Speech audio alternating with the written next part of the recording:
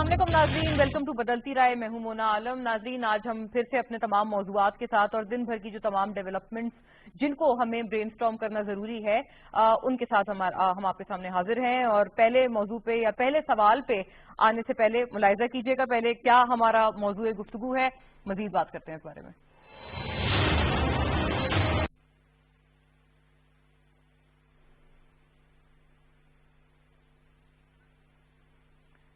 जी नाजरीन, जैसे कि आपने देखा बेसिकली नवाज शरीफ साहब को इस्लामाबाद हाई कोर्ट में आज सरेंडर करने की मोहलत दी गई थी। आज की तारीख उनके लिए मुकर्रर थी, लेकिन नवाज शरीफ साहब के काउंसिल ने ये दरख्वास्त की है कि उनकी फिजिकल प्रेजेंस को फॉरगो किया जाए, उनकी सेहत को मद्देनजर रखते हुए। और कल जैसे हमने इस पर तफसीली बात भी की थी प्रोग्राम में भी कि उनकी मेडिकल रिपोर्ट्स, ताज़ा तरीन मेडिकल रिपोर्ट्स जो डॉक्टर लॉरेंस ने बनाई हैं वो भी इस्लामाबाद हाई कोर्ट में सबमिट करा दी हैं। लेकिन जज साहिबान आज ये पूछते हुए नजर आए, क्योंकि कल ही हमारे प्रोग्राम में भी इस पर तफसीली बात हुई, तोशा खाना केस में जो एहतसाब अदालत की तरफ से इश्तिहारी बाकायदा करार दिया गया है जनाब नवाज शरीफ को, उसके बाद से क्या प्रोक्लेम्ड ऑफेंडर की जो ये दरख्वास्त है या रिक्वेस्ट है उसको एंटरटेन किया जा सकता है या नहीं किया जा सकता, ये सवाल आज इस्लामाबाद हाई कोर्ट ने उठाया। और इवन जस्टिस मोहसिन अख्तर कियानी साहब ये भी रिमार्क करते हुए नजर आए कि साबिक वजीर आजम अभी तक अस्पताल किसी एडमिट नहीं हुए हैं। अगर लिहाजा वो अस्पताल में होते तब तो अंडरस्टैंडेबल था कि वो फिजिकली प्रेजेंट नहीं हो सकते हैं, लेकिन क्योंकि वो एडमिट नहीं हुए तो लिहाजा देयर इज नो राइम और रीजन। दूसरी तरफ नाज़रीन, अपोजिशन लीडर शहबाज शरीफ साहब ने क्योंकि गारंटी ली थी जनाब नवाज शरीफ की वापसी की, और वो खुद आज नैब लाहौर पेश हुए हैं अपनी बेटी के साथ रमजान शुगर मिल्स केस में और मनी लॉन्ड्रिंग के जो केसेस हैं उनको डिफेंड करने के लिए। एक अच्छा प्रेसिडेंट जरूर अपोजिशन लीडर ने सेट किया है बाकायदा खुद पेश होकर। लेकिन एक तरफ शहबाज शरीफ साहब पेश हो रहे हैं, लेकिन नवाज शरीफ साहब का एब्सेंशिया उसी तरह से बरकरार है, बावजूद इसके कि अदालतें बार बार उनके हवाले से सवाल उठाती हुई और बाकायदा उनको इवन इश्तिहारी करार देती हुई एहतसाब अदालत कल नजर आई है। ऐसे में नाजरीन बात करेंगे कि क्या सरेंडर किए बगैर ये जो अपीलों के मामलात हैं ये मजीद आगे बढ़ सकते हैं, इन पर समाअत हो सकती है, जो इस्लामाबाद हाई कोर्ट ने इटसेल्फ सवाल उठाया है। विदाउट फर्दर अडू मैं पहले जल्दी से तारुफ कराऊं और पहले मौजू पे क्विकली सबके कमेंट्स फिर लेते हैं। बैरिस्टर सैयद अली जफर साहब हमें ज्वाइन कर रहे हैं वाया स्काइप, पाकिस्तान तहरीक इंसाफ की नुमाइंदगी करते हुए, farmer federal minister. Thank you so much barrister साहब for your gracious presence. Malik Ahmad Khan साहब नाज़रीन हमें ज्वाइन कर रहे हैं बजरिया फोन लिंक, PMLN के स्टॉलवर्ट और अपनी जमात की नुमाइंदगी इन तमाम अमूर पे हमारे साथ करेंगे। थैंक यू मलिक साहब आपके वक्त के लिए। तारिक मतीन साहब नाज़रीन all the way from Lahore studios, तज्जियाकार anchor person हमारे साथ तशरीफ फरमाए। थैंक यू तारिक साहब, आपके तज्जिए की तरफ मैं क्विकली आती हूँ, लेकिन मलिक अहमद खान साहब पहले आपका कमेंट इस पे आ जाए, क्योंकि जाहिर है आप इस मामले को सबसे बेहतर जानते हैं बहैसियत PMLN। आपकी जमात से मुसलसल ये मौक़िफ़ आ रहा है कि आपको विक्टिमाइज किया जा रहा है, लेकिन सर ये तो अदालतें दरकार कर रही हैं, इसमें हुकूमत का एज सच कोई रोल हमें नजर नहीं आता। राइट, आप नैब से रिलेट करते हैं हुकूमत के रोल को, लेकिन इस्लामाबाद हाई कोर्ट तो आप खुद भी because you are a student of law, आप कानून को बहुत बेहतर समझते हैं। बताइएगा आपका क्या ख्याल है, ये समाअत हो पाएगी उनकी एब्सेंशिया में नवाज शरीफ साहब की? जी मोना, आपका बहुत शुक्रिया। देखिए, आज हमने जो नजरसानी की दरख्वास्त की है वो इसी सिलसिले में की है कि जो सरेंडर करने का हुक्म है उसको अदालत उसके ऊपर नजरसानी करे और उनकी गैर मौजूदगी में भी इस अपील को चलाया जाए। अब इसमें वकला अपने दलाइल दे रहे हैं और वो जो उनका मौक़िफ़ है वो अदालत के सामने है, और अभी तो जो स्टेज है इसमें कोर्ट किसी हतमी नतीजे पर पहुंचने के लिए कोई अपने सवालात उठा रही है और उनके जवाब जो वकला दे रहे हैं to the best satisfaction of the court वो अपनी पूरी कोशिश करेंगे कि अदालत को इस बात पे मुतमईन करें कि ये जो सर्कमस्टांसेस हैं इसमें, क्योंकि जो वो बाहर गए हैं वो भी एक अदालत में बेल पिटीशन मेडिकल ग्राउंड पे और इस सदा के साथ कि वो इलाज के लिए बाहर जाएंगे, तो वो भी एक अदालती हुक्म था जिसके नतीजे में बाहर गए। तो ये कुछ इसमें देखते हैं कि हतमी तौर पे अदालत क्या राय कायम करती है वकला की मुआवनत के बाद और फिर क्या फैसला देती है। تو اس پر لیکن ملک صاحب یہ بتائیے گا لیگلی اسپیکنگ کیا گنجائش ہے آپ کے خیال میں؟ آپ لیگلی تھوڑی ہماری رہنمائی کیجئے کہ آپ کی پارٹی کیوں سمجھتی ہے اور یہ کاؤنسل نواز شریف صاحب کے کیوں یہ بار بار پلیڈ کر رہے ہیں کہ ان کی ایبسنشیا میں ہو سکتی ہے سماعت بھی؟ اور ایک اور جو دوسرا سوال اٹھایا گیا ہے کہ کیونکہ ان کو اشتہاری بھی قرار دیا ہے کل احتساب عدالت نے، تو کیا اب یہ جو پرٹیکولر ریکویسٹ ہے اس کو سنا جا سکتا ہے یا نہیں سنا جا سکتا؟ اس کے لیگل پہلو کیا ہیں؟ ایسے دیکھیں یہ جو نارملی یہ تو بات درست ہے کہ جب بھی کوئی اپیل سنی جاتی ہے تو ایک اس میں جو اپلیکینٹ ہوتا ہے وہ نارملی کورٹ کے سامنے ہوتا ہے تو پھر اپیل سنی جاتی ہے. تو اس میں یہ صورت جو ہے کہ وہ کورٹ کے سامنے نہ ہو اور اپیل سنی جائے، تو اس میں یہ ایک آرڈر جس کا میں ذکر کر رہا تھا کہ جو بیل آرڈر ہے جس کے نتیجے میں وہ باہر گئے، اور وہ بھی کورٹ کا آرڈر ہے اور یہ بات کورٹ کے سامنے رکھی کہ وہ بیمار ہیں اور علاج کے لیے باہر جانا ہے. تو اب یہ ایک بات ابھی اس میں بحث طلب ہے کہ عدالت ان رپورٹس کے اوپر جو سوال اٹھا رہی ہے اور اس پہ اگر ہم عدالت کو سیٹسفائی کر لیتے ہیں تو پھر غالباً شاید یہ بھی ایک اپنی نوعیت کا ایک منفرد مقدمہ ہوگا جس میں وہ جج صاحب جنہوں نے یہ فیصلہ کنوکشن کی ہے اور وہ خود اسی آرڈر کے معاملے میں ایک کنٹروورسی کا شکار ہوئے اور پھر اس کو ہائی کورٹ نے ان کو برطرف بھی کیا. جی ارشد ملک صاحب، ارشد ملک نے. تو یہ تھوڑے سے ڈفرنٹ سیٹ ہیں نارملی ایک ایپلیٹ جورسڈکشن میں کنوکشن کے خلاف آئی ہوئی اپیلوں سے. تو اس میں دیکھتے ہیں کہ عدالت اس میں حتمی طور پہ کیا فیصلہ کرتی ہے. یہ دونوں باتیں ہی ایسی ہیں جن کے اوپر کورٹ کے ورڈکٹ کا اس پہ وکلا کا تو ہمارے خیال یہی ہے کہ اس میں عدالت کو ان کی غیر حاضری میں سن لینا چاہیے کیونکہ اس کے کچھ سرکمسٹانسز ڈفرینٹ ہیں اور وہ یہی استدعا عدالت کے سامنے کر رہے ہیں. رائٹ، میں اس پہ ملک صاحب جو اس کے سیاسی پہلو ہیں اس کی طرف بھی کوشش ہوگی کہ وقت نے اجازت دی انشاءاللہ تو ہم آئیں.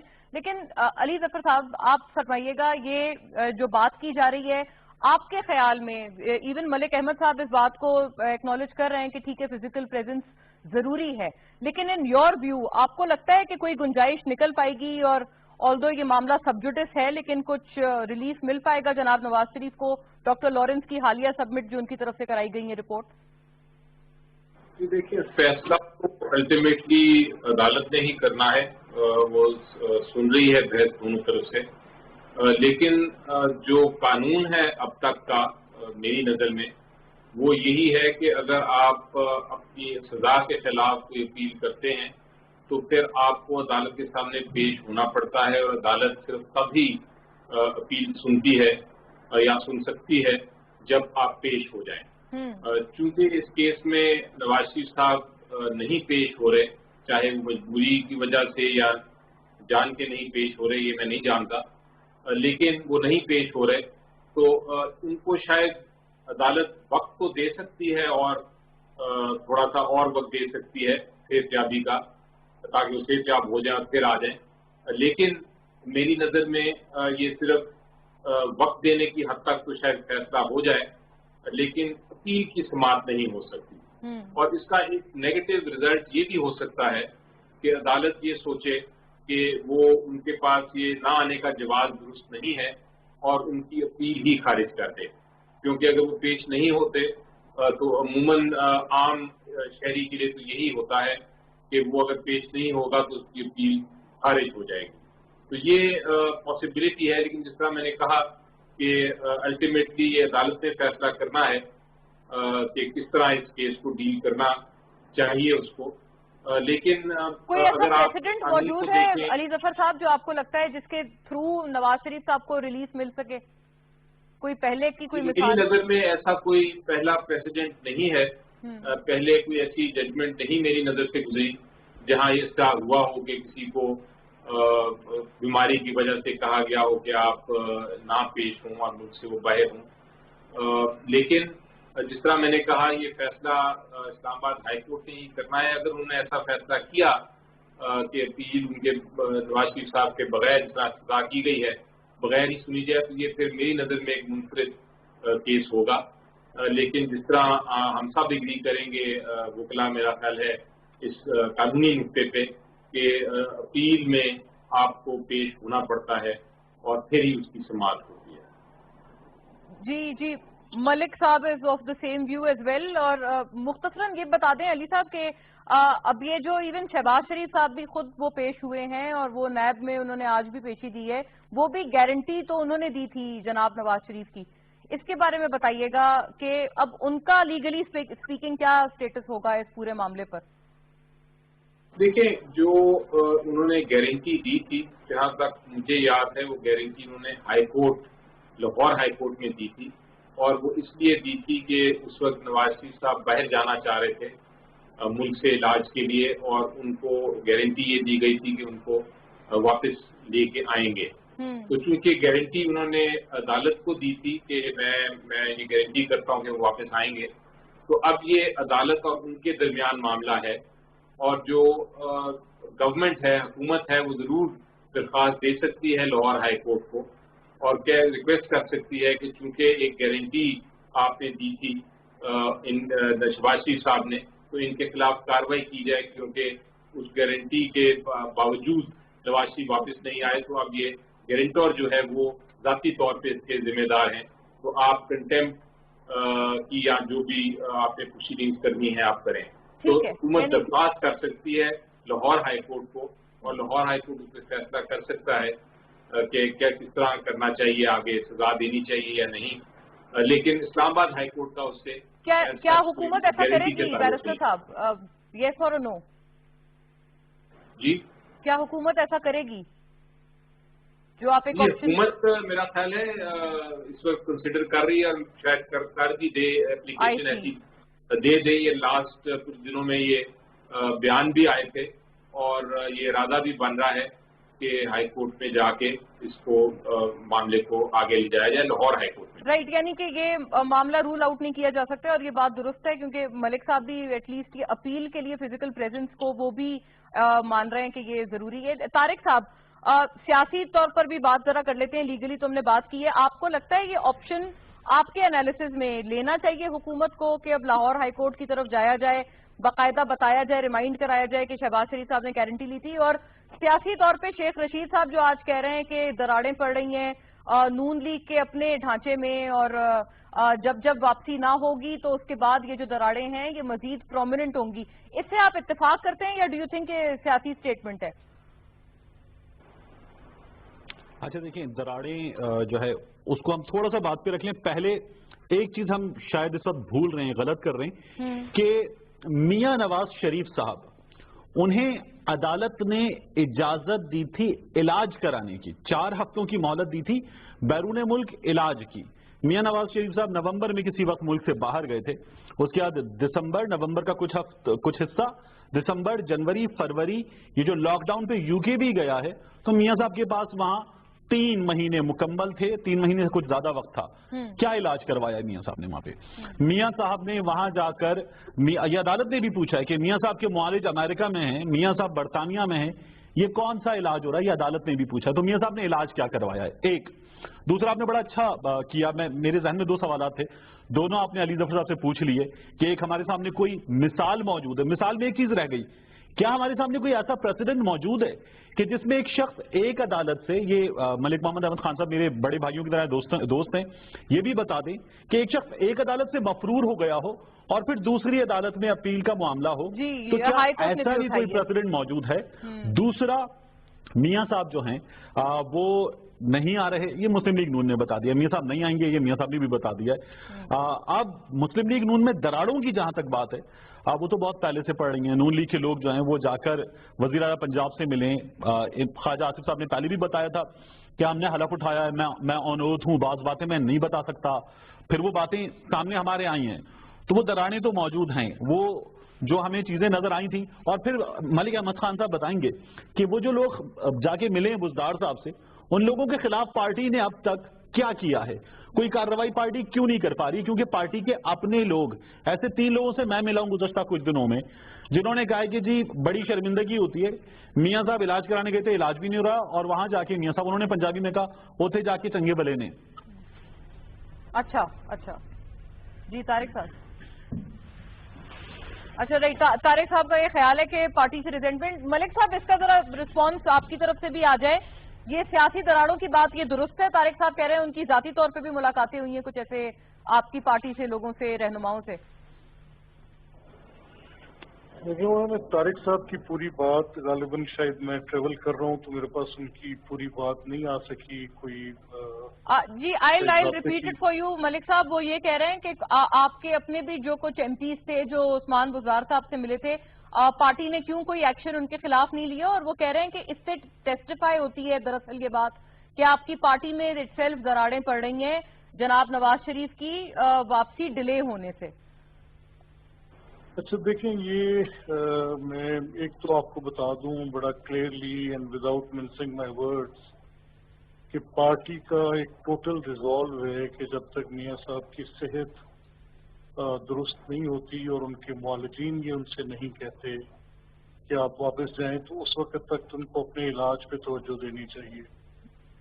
دوسری بات جو بھی طارق صاحب کہہ رہے ہیں، جیسے آپ نے کہا کہ کوئی پارٹی میں دراڑیں ہیں، تو میں یکسر اس تاثر کو بھی رد کرتا ہوں کہ وہ کچھ لوگ جو ہمارے 5 یا 6 یا 7 لوگ گئے، یہ ایک بڑی مسلسل کوشش گورنمنٹ کی ایٹ آل لیولز، یہ ایک پوری 3 سال سے جو لگی ہوئی ایک کوشش تھی، اس کے نتیجے میں وہ ہمارے 5-6 لوگوں کو جن کی اپنی کو پرسنل لوکل ریزنز بھی تھیں، کو مقامی سطح کی بھی تھیں، اور کچھ کو کچھ کے کیسز کا جن کو میں ذاتی طور پہ جانتا ہوں کہ جن کے کیسز کی وجہ سے ان کو ایکسپلائٹ کیا گیا اور کچھ اس طرح کیا گیا. لیکن anyways leaving that aside کوئی پارٹی کے اندر دراڑ نہیں پڑے گی، پوری جماعت اور کوئی ایکشن بھی نہیں ہوگا آپ کی طرف سے، کوئی پارٹی ڈسپلنری ایکشن بھی نہیں لے گی ان افراد کے خلاف؟ نہیں دیکھیں وہ ڈسپلنری ایکشن جو ہے پارٹی نے، کیونکہ وہ بڑے سمجھدار، ہوشیار اور پرانے سیاسی طور پہ کافی جہاندیدہ لوگ ہیں، وہ بزدار صاحب کے پاس گئے ہیں، رینڈیوو کر رہے ہیں، فلرٹ کر رہے ہیں ان کے ساتھ، ان سے کوئی فنڈز بھی لے ہیں، لیکن جن بنیادوں پر ان کے خلاف کوئی ایکشن کیا جا سکتا ہے اس ٹائم پر وہ پھر آ کے ہمارے بینچز پہ بیٹھ گئے. یعنی منی بلز کے ٹائم پہ وہ ہمارے پاس تھے، جب بھی کوئی ووٹ ہے تب وہ ہمارے پاس تھے، تو وہ مطلب ان کو اس بات کا پتہ ہے کہ اس بات پر ہو سکتے ہیں. ٹھیک ہے، right, that is good enough. یعنی آپ کا خیال ہے کہ بلز وغیرہ میں تو ان کو سپورٹ حاصل ہے. ناظرین کوئکلی دوسرے موضوع پہ اپنے ہم بڑھتے ہیں. وزیر اعظم نے ایک دفعہ پھر سے عمران خان صاحب نے وارننگ دے دی ہے اور یہ بتا دیا ہے کہ شدید ترین گیس کا بحران اس مرتبہ بھی افسوس کے ساتھ سردیوں میں آ سکتا ہے، اور نہ صرف اس سال بلکہ اگلے سال کے لیے بھی یہی پریڈکشن ہے. ناظرین یہ بات کرتے ہوئے ساتھ ساتھ یہ بھی کہا گیا کہ قومی سطح پر اب اس پہ کنسنسس کی ضرورت ہے. این ایف سی کی بھی اس میں بات کرنا بہت لازم و ملزوم ہوگی کہ این ایف سی کا اس میں اب جو ایک سیلف ایک جز ہے وہ بھی بڑا امپورٹنٹ ہے، بڑا پرومیننٹ ہے، اور اس کو اس طرح سے ظاہر ہے آبویسلی کیونکہ پروونسز کا معاملہ ہے، پروونشل آٹونومی کا بھی معاملہ ہے ان معاملات پہ، اور پروونسز اور سینٹر کے درمیان ایک اچھی یکجہتی، ایک اچھے کنسنسس کی ان تمام امور پہ ضرورت ہے. دوسری طرف ناظرین گیس کے نرخ بھی بڑے ضروری ہیں کیونکہ ایک عام کنزیومر صارفین کے لیے یہی چیز میٹر کرتی ہے، اور سبسیڈائز تھے کیونکہ بہت ہیویلی سبسیڈائز تھے گیس کے نرخ، اور اب جو یہ سبسڈی موجودہ حکومت کی طرف سے وڈرا کی گئی ہے اس پہ بھی کمنٹ کرتے ہوئے وزیر اعظم عمران خان یہ کہتے ہوئے نظر آئے کہ سبسڈیز بیسکلی عوام کی بیٹرمنٹ کے لیے نہیں ڈائریکٹ کی جا رہی تھیں، اور غربت کی کمی یا غربت کا خاتمہ ان سبسڈیز کے ذریعے نہیں ہو رہا تھا، تو لہٰذا اس وجہ سے سبسڈیز کو وڈرا کیا گیا. لیکن ایسے میں ناظرین جو گیس کے نرخ ہیں اٹ سیلف، اس کے اوپر جو سوالیہ نشانات آتے ہیں، آلریڈی کافی ہائیک کر چکے ہیں گیس کے نرخ. اس کے اوپر بات کریں گے کہ کیا اگر سبسڈیز بھی وڈرا کر لی گئی ہیں اور جو درآمدی جو امپورٹڈ گیس ہے اس کے اوپر کیا سبسڈیز دینا ریشنل کا تقاضا ہے یا نہیں ہے، اور اگر نہیں ہے تو ایسے میں کنزیومر کے حوالے سے جو سوالات ہیں اور جو خدشات ہیں کنزیومر لیول پر، صارفین کے لیول پر مہنگی گیس کی وجہ سے، ان کا کیا حل ہوگا. اس کے اوپر بات کرنے کے لیے بیرسٹر صاحب آپ سے اس کا آغاز پہلے ہو جائے کیونکہ حکومت کی یا پرائم منسٹر عمران خان کی طرف سے یہ سیلف بیان آیا ہے. کیا سمجھتے ہیں آپ یہ سبسڈائز کرنا اچھی بات ہے، لیکن کیونکہ آلریڈی جو سبسڈیز ودرا ہوئی ہیں ان کی وجہ سے آپ کو پتا ہے کہ گیس کے نرخ ہیو ہائکڈ اپ ایکسپونینشلی؟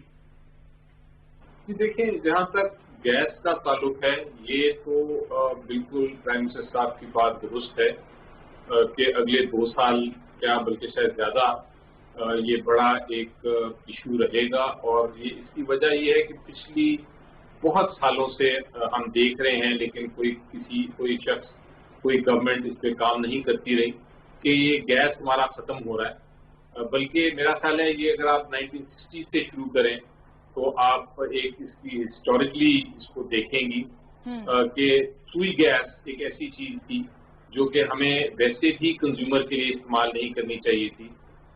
یہ اسی طرح ہے جس طرح ٹیک ووڈ نہیں ہوتی جو بڑی مہنگی لکڑی ہے جس سے آپ فرنیچر بناتے ہیں اور ایکسپورٹ کرتے ہیں.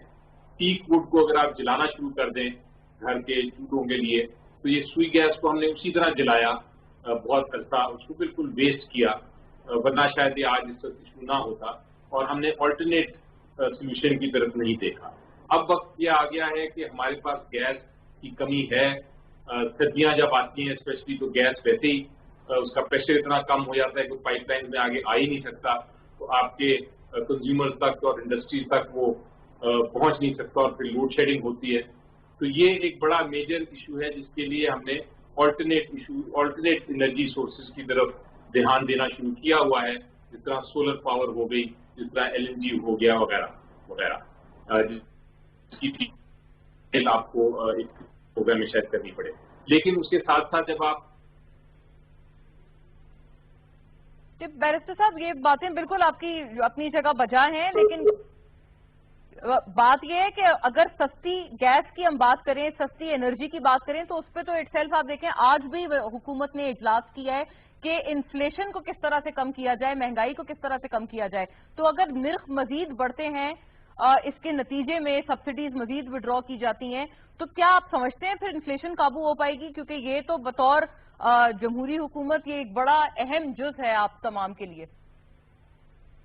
رائٹ, اوکے, مجھے بتایا جا رہا ہے بیرسٹر صاحب سے ہمارا رابطہ منقطع ہوا ہے. I try to reconnect. Malik صاحب آپ بتائیے گا, آپ کے خیال سے اتنی سبسڈی آپ کے وقتوں میں کیوں دی گئی یا گزشتہ حکومتی ادوار میں کیوں دی گئی جن کو اب وڈرا کرنے کی وجہ سے صارفین پر اتنا میجر امپیکٹ پڑ رہا ہے؟ اور آپ کو لگتا ہے کہ لاجیکلی سپیکنگ یہ فیصلہ درست ہے کہ امپورٹڈ گیس کو ہم سبسڈائز کرتے رہیں؟ نہیں, دیکھیں مجھے یہ منطق کبھی بھی یہ سمجھ نہیں آئی کہ وائی وی ہیو ٹو ایک تاثر ابھارنے کے لیے ہم حقائق سے تھوڑا سا دور کیوں جاتے ہیں.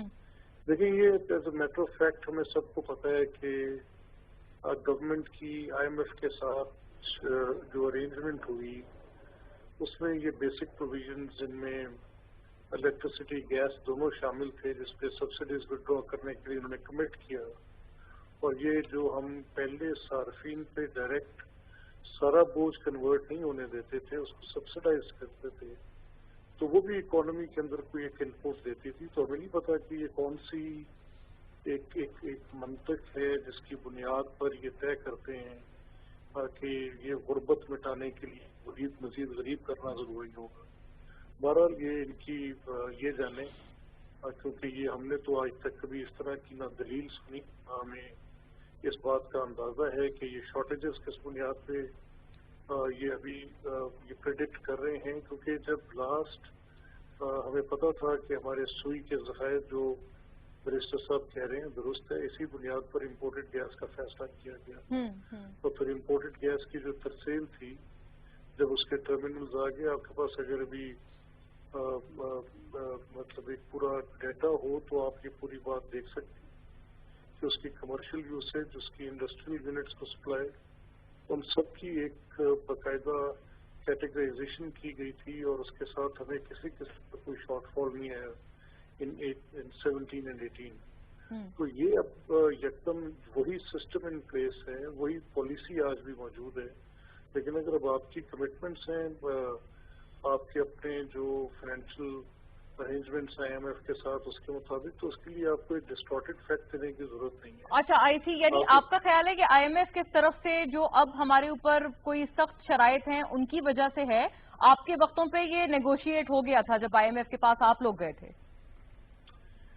دیکھیے, جب ہم IMF کے پاس گئے تھے ہم نے ان کے ساتھ ان کی ساری بات کو اسی طرح منوان تسلیم نہیں کیا تھا. اچھا, ہم نے بتایا تھا کہ ہم کنزیومر اینڈ یوزر کے اوپر سارا برڈن ٹرانسفر نہیں کریں گے. گورنمنٹ اس کے اندر اپنی ایک پروپورشنیٹ شیئر جو ہے وہ لے گی اور اس کو ہم سبسڈائز کریں گے. ہم نے تو اس بنیاد پر, کیونکہ دیکھیں کہ اگر آپ ایک بہت مہنگی ان پٹ دے رہے ہیں جو بیسک کموڈیٹیز میں آتی ہے, تو وہ صرف یہ نہیں ہے کہ وہ آپ کے صارفین جو گھر کا چولہا چلا رہے ہیں ان کے لیے مشکل کا باعث ہوگی. یہ بالکل, یہ تو صنعتوں پہ بھی آئے گا اس کا ڈائریکٹ امپیکٹ. پر بھی اثر ہوگا. جی ایگزیکٹلی.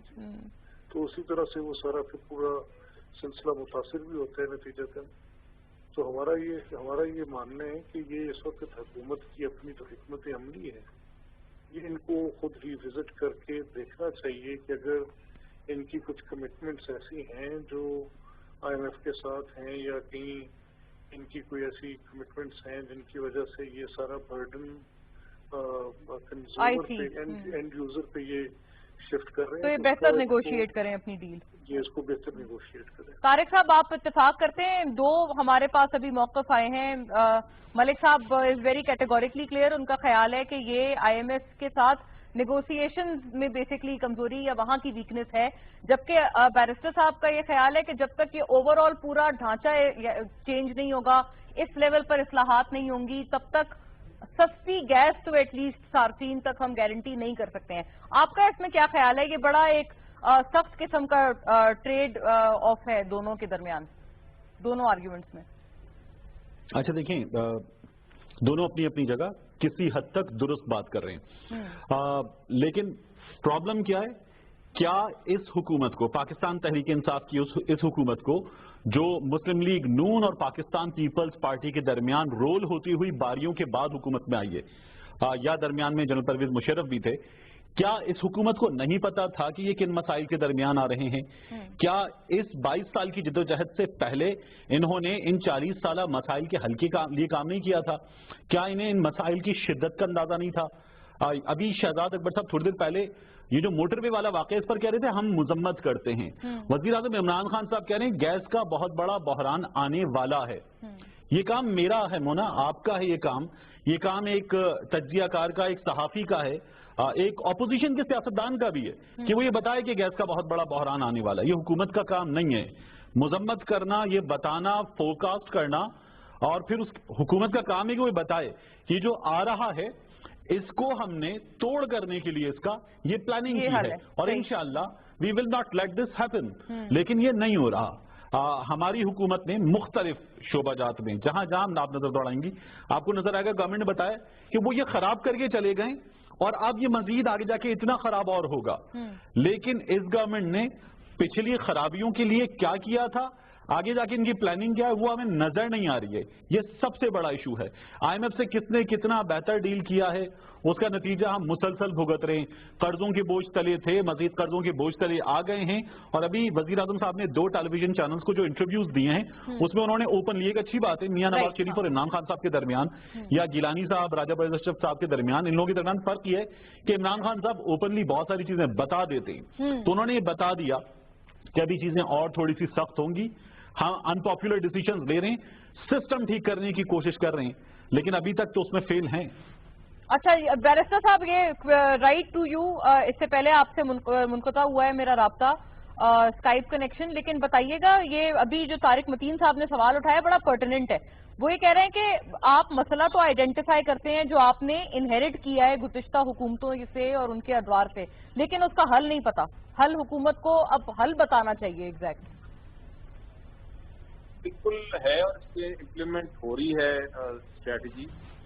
ایک تو آپ دیکھیں کہ پوری دنیا میں اس وقت ایک جو آلٹرنیٹ گیسز ہیں جو بڑے سستے آپ کو مل سکتے ہیں, ان کے کانٹریکٹ ہم کر رہے ہیں. ایک پہلے کانٹریکٹ کیا تھا جو بڑا مہنگا تھا, جس کی وجہ سے اس کو پھر ری نیگوشیٹ کیا گیا اور مزید ری نیگوشیشن کی کوشش ہو رہی ہے.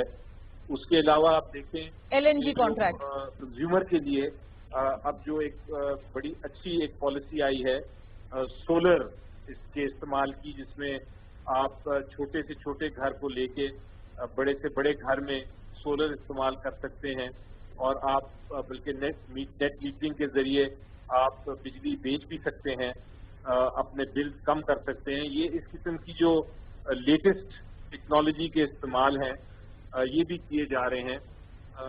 آپ یہ دیکھیں کہ جو بہت ساری کمپنیاں تھیں بجلی کی ان کے ساتھ ری نیگوشیٹ کیا گیا وہ والے کانٹریکٹ جو بہت آئی ٹی پیز کے ساتھ ری نیگوشیشن چل رہی کے ساتھ جو نیگوشیٹ کرنے چاہیے تھے بہت سال پہلے وہ اب کیے گئے ہیں. اس سے بھی الٹیمیٹلی کنزیومر کو ہی فائدہ ہوگا کیونکہ جو ٹیرف ہوتا ہے وہ جو ہم پے کرتی ہے حکومت ایک پروڈیوسر کو وہ الٹیمیٹلی پاس آن ہوتا ہے اس کا بینیفٹ یا اس کا نقصان کنزیومر کو. تو جب وہ کم ہوگا اوور آل ٹیرف کم ہوگا وہ بھی کنزیومر کو فائدہ ہوگا. تو یہ اس کے بعد آپ یہ دیکھیے سپریم کورٹ کی ججمنٹ ایک لے کے دی جو بہت عرصے سے پینڈنگ تھا معاملہ جس میں جی ایس ٹی رکی ہوئی تھی وہ ملی سپریم کورٹ کے آرڈر کے ذریعے حکومت کو. تو یہ بڑے اقدامات ہیں اہم جو کہ الٹیمیٹلی اس کا جی آئی ڈی سی کا معاملہ جو تھا جی آئی ڈی سی والا یس کریکٹ وہ تو بڑا بلکہ وہ اس پہ انیشلی بڑی کنٹروورسی بھی ہوئی لیکن yes Supreme Court has come to the rescue. صرف بیرسٹر صاحب اتنا فرما دیں ہم گیس نرخ کی بات کر رہے ہیں. آپ نے آئی پی پیز کے بارے میں فرمایا گیس نرخ ایک عام صارفین کے لیے تو اگر ان کے پرسپیکٹو سے دیکھیں ان کو تو یہ میٹر کرتا ہے ان کے لیے یہ معنی خیز ہے کہ ان کو کن نرخوں پہ گیس مل رہی ہے. اگر مزید بحرانی کیفیت اگر آ جاتی ہے سردیوں میں تو طارق صاحب کہہ رہے ہیں حکومت کو چاہیے کہ اس کا کوئی حل بتائیں کہ اس کا حل کیا ہوگا کیونکہ یہ تو آپ جو فرما رہے ہیں سارے بڑے لانگ ٹرم پلانز ہیں. ابھی الٹیمیٹلی شارٹ ٹرم کیا سولوشن ہے ہمارے پاس؟ دیکھیں جی شارٹ ٹرم تو آپشن یہی ہے کیونکہ جس طرح میں نے آپ کو پہلے بتایا کہ یہ ہر سال یہ ہم فیس کرتے رہے ہیں اور کرتے رہیں گے اور ہر سال کمی آتی رہی ہے اور چونکہ اس کی سولوشن الٹیمیٹلی لانگ ٹرم ہی ہے تو وہ لانگ ٹرم سولوشن کی طرف کوئی کسی نے پہلے غور نہیں کیا. اب غور و فکر ہو رہا ہے اور اس پہ اسٹریٹجیز بن رہی ہیں لیکن شارٹ ٹرم میں میرا خیال ہے سبسڈیز تو ابھی چلیں گی کچھ عرصہ کیونکہ وہ ایک دم تو ختم نہیں کی جا سکتی اور اس کے اوپر جو اکنامک ٹیم ہے وہ بھی بیٹھے گی اور بیٹھ رہی ہے. تو وہ جہاں تک لوگوں کا پبلک کا عوام کا تعلق ہے اس کے لیے تو حکومت اقدام کرے گی لیکن جس طرح میں نے کہا کہ اکانومیز جو ہیں وہ لانگ ٹرم سولوشن سے ساتھ ہی درست ہوتی ہیں. ایک جسم جس طرح بیماری لگ جائے اس کو تو اس کو پھر دوائیاں دیتے ہیں اور پھر اس کو آہستہ آہستہ ٹھیک کرتے ہیں. اکانومی کا بھی یہی حال ہوتا ہے کہ جب آپ کی ایک اکانومی ایسے پوزیشن پہ آ چکی ہو جہاں سے آپ کو ریوائیو کرنا ہے اس کو تو ہم ریوائول کی طرف اب جا رہے ہیں لیکن وقت لگے گا اور اس میں کوئی شک نہیں ہے کہ یہ وقت جو ہے وہ دینا پڑتا ہے حکومت کو اور اس میں اگر عوام کو سہولیات اس کے بیچ میں دینی پڑی تو وہ ضرور دیں گے لیکن اس کے ساتھ ساتھ لانگ ٹرم سولوشنز کو آپ نہیں چھوڑ یعنی اس کے علاوہ کوئی اس کا ویسے فکس کرنے کا کوئی حل نہیں ہے. ملک صاحب یہ لانگ ٹرم کے علاوہ کوئی سولوشن ہے ہی نہیں کوئی شارٹ ٹرم میں سولوشن بیسکلی چھوڑا ہی نہیں گیا. یہ خیال ہے بیرسٹر صاحب کا کہ کیونکہ اتنے ٹیزنگ پرابلمز کو ویسے کا ویسے ہی چھوڑ دیا گیا تو اس وجہ سے صرف لانگ ٹرم ہی حل ہے اس مسئلے کا. آپ جو آئی ایم ایف نیگوسیشنز کی بھی بات کر رہے ہیں وہ ابھی طارق صاحب نے یہ فرمایا کہ اتنا قرضوں کا انبار ہے کہ اس وجہ سے ہمیں اچھی شرائط مل ہی نہیں سکتی تھی اس مرتبہ آئی ایم ایف سے. Do you agree? نہیں دیکھیں میرا تو اس میں جو بھی آپ نے ارینجمنٹ کرنا ہوتا ہے اس میں اس ارینجمنٹ میں یعنی جو سابقہ حکومتیں تھیں ان کے سامنے بھی کم و بیش یہی مسائل درپیش تھے جب وہ ارینجمنٹس کر رہے تھے. کوئی سیٹ آف سرکمسٹانسز تو چینج نہیں ہوا نہ ہی کہیں آپ کو کوئی مزید ذخائر دریافت ہوئے اور جو پرائسز کو نیگوشیٹ کرنے کی بات کی جا رہی ہے کہ جو آپ نے باہر سے امپورٹڈ گیس آپ منگوا رہے ہیں تو اس میں وہ تو ساری ایک پوری ہم نے وہ پورا دیکھا سلسلہ جو نیب میں شاہد خاقان صاحب کے خلاف ایک مدعا لے کر گئے تھے جی تو وہاں پر تو اسٹل لاسٹ ڈے بھی کیپٹن آسٹنگ کے بتائیں تو صحیح کہ کہاں پہ فرق ہے اور کس چیز کا فرق ہے لیکن نتھنگ کیم کوئی بھی چیز سرفیس نہیں ہوئی. اچھا اب اس میں یہ ابھی جو ریسنٹلی یہ جو آئی پی پی اس کی نیگوشیشنز کی بات ہو رہی تھی ہاں آپ نے نیگوشیٹ ٹھیک نہیں کیے تھے اگریمنٹ اور اب ری نیگوشیٹ ہو رہے ہیں. نہیں دیکھیے اس میں کچھ یہ کیونکہ علی ظفر صاحب آپ کے پاس بیٹھے ہیں اوبیسلی یہ بھی اس کو بڑی بہتر طریقے سے جانتے ہوں گے اور کیونکہ اس دن پیپلز پارٹی کے حیدر زمان قریشی صاحب ان کا یہ خیال تھا کہ وہ فلی کاگنیزنٹ ہیں ساری ڈیٹیلز کے ساتھ جو نیگوشیٹ پہلے ہوئی اور جو بعد میں ہوئی. تو ان کا یہ خیال تھا کہ یہ جو گورنمنٹ ابھی بات کر رہی ہے اس کے اندر ابھی بڑی چیزیں وضاحت طلب ہیں اور جو ابھی اگر تو اس کے نتیجے میں کچھ قیمتیں کم ہوتی ہیں ان کی نیگوشیشن کے نتیجے میں تو یہ اچھی بات ہے, کوئی بری بات نہیں ہے. اگر اینڈ یوزر کو کوئی ریلیف ملتا ہے تو اس میں کوئی بری بات نہیں ہے, بہت ہی اچھی بات ہے. لیکن جو چیزیں وضاحت طلب ہیں اور جن کو ایک خاص زاویے کے ساتھ اس بات کو کیا جاتا ہے, جب اپنی گورنمنٹ کی بات ہو تو تب یہ کہ جی ایک ڈائر سچویشن ہے یہاں پر, کیونکہ یہ اگر ارینجمنٹ نہیں کرتے تو پھر جب اور آپشن نہیں ہے تو اس کے لیے ہمیں ابھی یہ سبسڈی دینی پڑے گی. تو بالکل انہی سیٹ آف سرکمسٹانسز میں پچھلی گورنمنٹس بھی اپنی سبسڈی دیتی رہی, تو اس کے لیے تو خاص فرق کی بات مجھے آج بھی نظر نہیں آ رہی تھی. طارق صاحب کتنے مطمئن ہیں آپ؟ مختصراً بتائیں تاکہ میں وائنڈ اپ کروں آپ کے نوٹ پہ. کس چیز سے مطمئن ہونا ہے مونا؟